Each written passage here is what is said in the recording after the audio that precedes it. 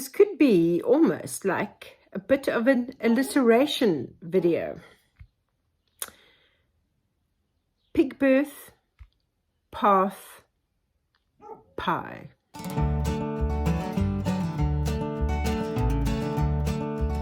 All relaxing under the shade. What's it? Yes. Yes, red velvet. I'm going to give you some food. Give you some extra food. The two of you. Yes, it's coming.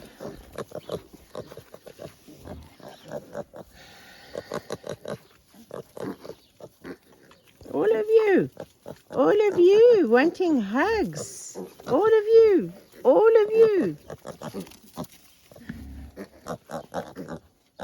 your babies outside.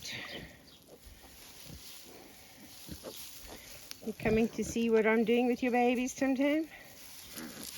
We wanting to see which ones are girls, which ones are boys. He's going to feed them, which is good because it's going to make it easier for me to see who are girls and who are boys. So we have 6 males and 5 females. I've got so many orders for females, but yeah, when they produce 6 males and 5 females, but they all seem healthy and they're drinking very, very well. So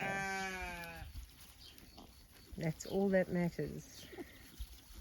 So even though Apple Pie has a house, she's moved all the straw outside and made a nest over here.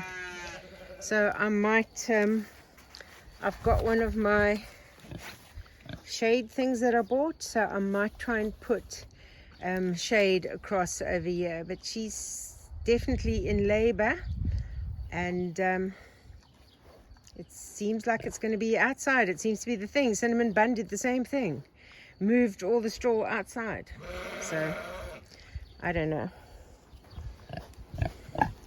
And in fact, Tim Tam, yes, she's now moved straw outside as well. Look there, she's moved the straw outside, and the babies as well. You've knocked my chair over. Put this shade one over here. I'm going to put some straw at the bottom because Gingerbread does seem to like lying in this corner. So I'll put some hay underneath this for her, and I'm going to put the other one over this. Mama, that's now in labor.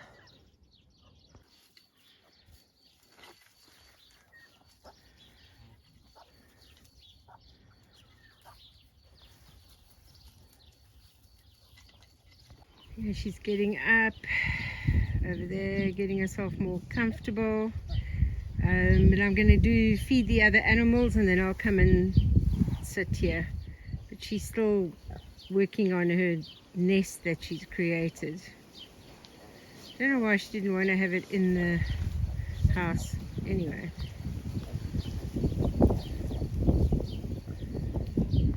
Tim Tam always pokes her tongue out.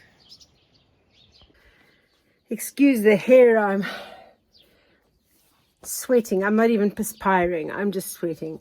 And be quite busy. And yeah, so I've just fed all the pigs and the sheep. And Apple Pie, as happens with these kuni pigs, the minute she sees food, she forgets she's in labor and she gets up and starts eating. So I'm just leaving her eating. I'm sure she'll go and lie down again soon. But in the meantime, I'm going to go and pick myself some homegrown bok choy for dinner. And I think I'm going to have a shower because I've been working on that path. So I am dirty, dusty, sweaty, and probably a little bit stinky.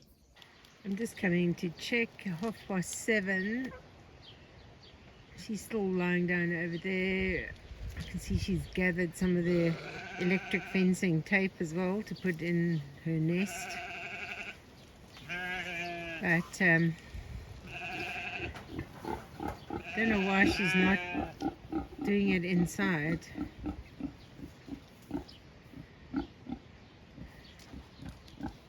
Sometimes also now lying underneath her little shade cloth instead of in the house where the babies, her babies are.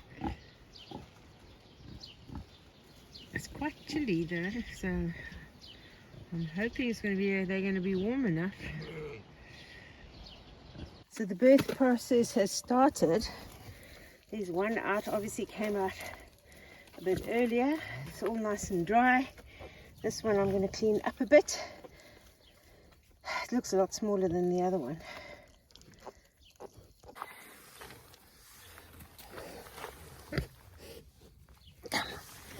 Oh, all dirty. All dirty.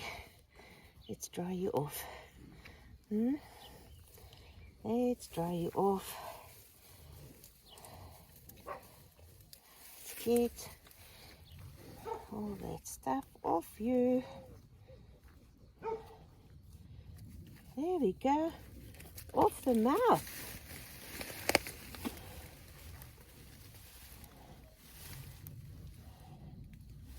There we go. Put it all on your head.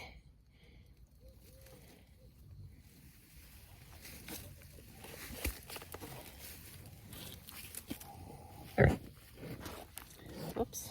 A bit slippery. Right, there you go.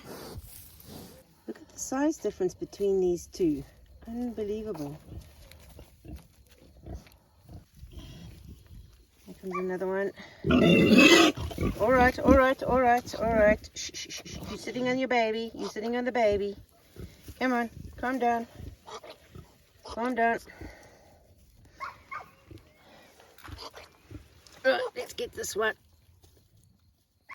Right, I think there's another one. Yep, another one's just come out. She's had a bit of a break. Sorry, I don't have any light here. So far, there's these 4 big orange ones that are all fighting over the same teat all the time. And the little one who seems to have found its own little teat right at the end over there. And nobody's fighting it for that one. So hopefully they all manage to get some colostrum. These ones are quite active. These are Chris babies, these ones. Right, another one's just come out.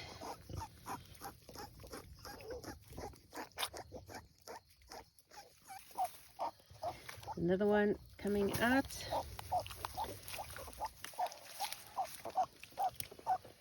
There's this little one. Oh, let me retrieve that one. Right, another one has just come out. These 2 little runt ones are tiny compared to these others. Right, let's dry this one off.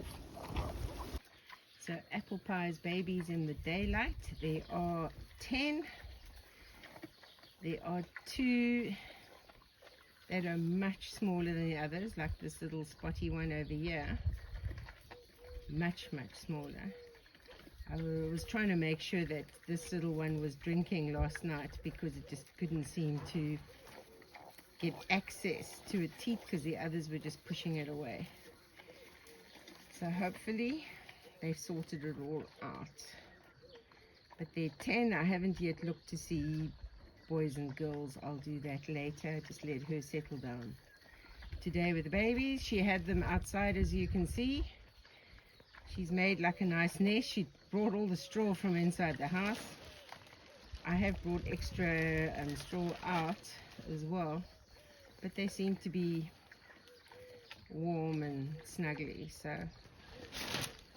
yep. Sometimes piglets are venturing outside a little bit.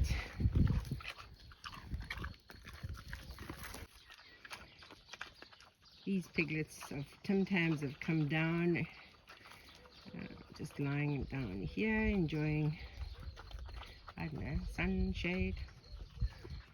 through the shade.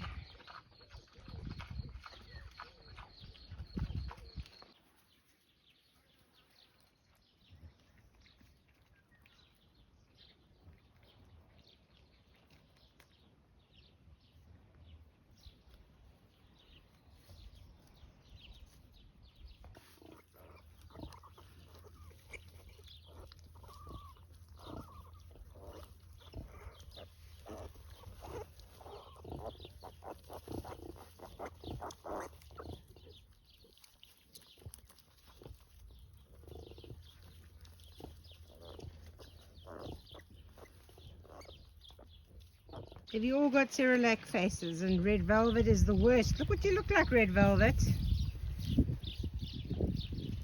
So I feed Red Velvet and her friend.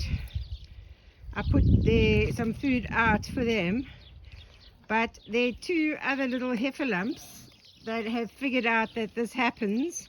And they managed to get out just to come and have Cerelac. But I think Red Velvet, you've done well. You look like you've been swimming in Cerelac. Look at you. Yes. And look at you. You're also much better. All of you, you're full now. Now your tummies are full. Now the tummies are full. You didn't even finish it all. Yes.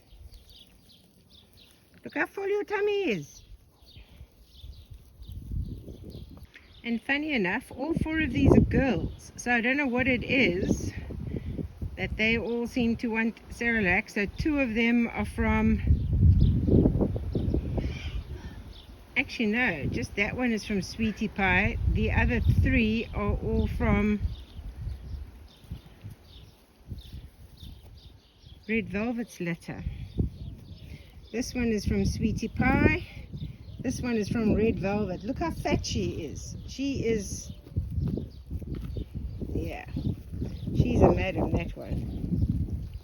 And anyway, as you can see, Red Velvet is doing well, even though she looks like a bowl of Cerelac.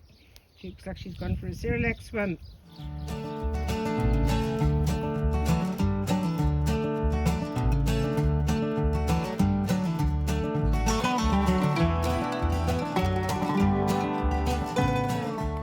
So some lunchtime treats for all the pregnant mums. I got some bok choy, some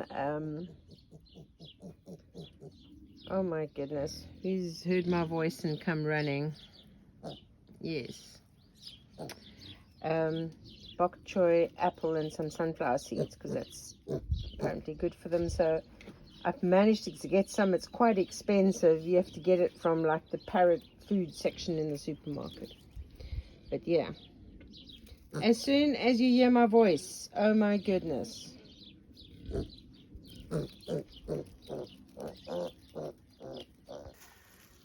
So of the two little runts, the one that was looking the weakest, the cream and black one, seems to at least be getting into drink. This other little runt, which you can hardly even see, with the black spots, because it's so tiny. Look how small it is next to the other two. That one is finding it hard to get in to drink. The others are pushing it out of the way quite a lot. See how small it is compared to the others. So, yeah, I'm hoping, it looks like it's getting on to drink something, but it's so small, the others just push it out of the way so quickly. This little one was the same size as that little runt and seems to have grown a little bit. But this tiny one, you see, look, they just push it out the way. It needs to get this colostrum and everything.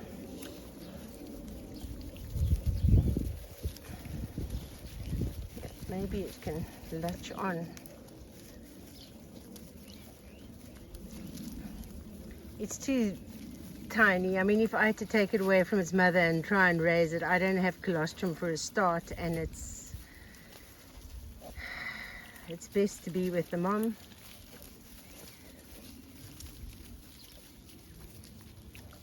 Some of the others are all, you can see them wandering around already. They've had their fill of food and now they wander around. So I'm hoping now that they full, that little one can latch on a little bit. What's it, Blueberry? Blueberry, as you can see, is getting very heavy. She's the next one due to Pharaoh. So she's looking pretty close. She's getting pretty loose and slack at the back. So last time she struggled with the birth, and they were all stillborn when they came out. So fingers crossed that it goes well this time, but she's definitely getting slacker at the back. And her milk seems to be coming in. She's not making a nest yet. So hopefully she'll have hers in the house, not outside like Apple Pie did. Are we ready to come out?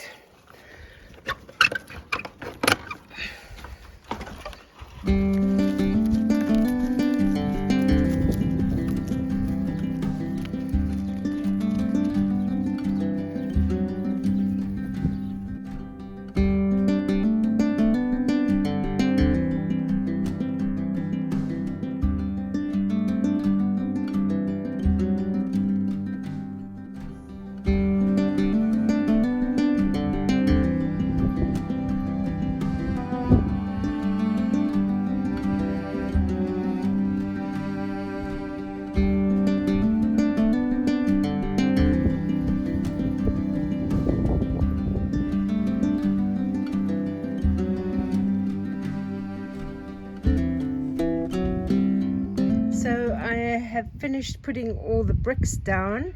I've started putting in white stones, the bigger white stones in between. And what I've got now is I've got the smaller white stones, and oh, you can see those like rosy colored pink stones, and those I'm going to be putting in these gaps in between, so that the whole thing will be covered with either gravelly stones, small stones, or these bigger white stones in the gaps. Someone asked if these white stones are slippery. Not at all. And I mean, it's just, you walk on this really easily. So someone told me I was a geriatric and I've got to be careful. But the plan is I'm going to mix up some mortar, and these edging stones will bricks will all be put down with a mortar just to hold it all in place. And this is where I'm going to do the raised garden bed. So I'll build that. I've got lots of these bricks left over, so I can actually build something using the mortar. Nick will be very impressed that I'm using the word mortar. You see, Nick, I do listen to you. Anyway, yeah, this is my funky path, which I quite like. And I think as soon as I put those little stones in between, like you can see, I've already put some little stones there. It makes like a big difference, and I think it's going to look really nice. And it's quite stable to walk on, I have to say. Quite impressed. I thought I'd give you a little look at what I mean by putting the little stones in between. Tandy is absolutely loving this path. course, she's lying where I was going to put more little stones. But yeah, this is what I'm going to be doing, is just putting the little stones in. Trying to create like a bohemian beach effect. So I thought today I will show you what you can do with leftovers. So if you've got some roast meat left over, you can make yourself a quick pie, like an impossible pie, because it's impossible to remember everything you put in it. But the quick pastry that I'm going to make, so easy. So with this pie, I've chopped up an onion, I've chopped up some carrots, I've chopped up some bok choy that I had, and chopped up the meat, and I've mixed up some gravy because you don't want to have a dry pie. And now I'm just going to be using my little mixing bowl, and I'm going to have half a cup of flour, half a cup of milk, 2 tablespoons of butter or lard, and a pinch of salt, and 2 eggs. And that's all it is. You mix that together, and then you just put dollops of that on top of your leftovers. Pop it into the oven at about 180 degrees Celsius, which is, I think, is about 375 Fahrenheit. Just until it's like golden brown on the top, and voila, you have made yourself a pie. So I've mixed together the 2 tablespoons of butter, pinch of salt, 2 eggs, half a cup of flour. Well, so I've used self-raising flour. If you don't use self-raising flour, then you've got to put baking powder in so that it rises, and half a cup of milk. Mixed it all together, and now I'm just going to pour that over my leftover pie. And that's it. This now goes into the oven until it's golden brown on the top. I mean, you don't have to wait till the meat's cooked, because the meat's already cooked, and the vegetables that I've put in will cook in the gravy. So that's it. Obviously I'm making quite a small portion because this is just me. If you're making bigger, then you can just, double the recipe. What a fright. I didn't know they were so close. Just standing there watching me. See how big Molly's getting. Yes, Betty. And here's the pie out of the oven. Looks delicious. Smells great. All animals are fed. My food is in the oven. And in the meantime, stay sane, stay safe, and I'll see you on the next video.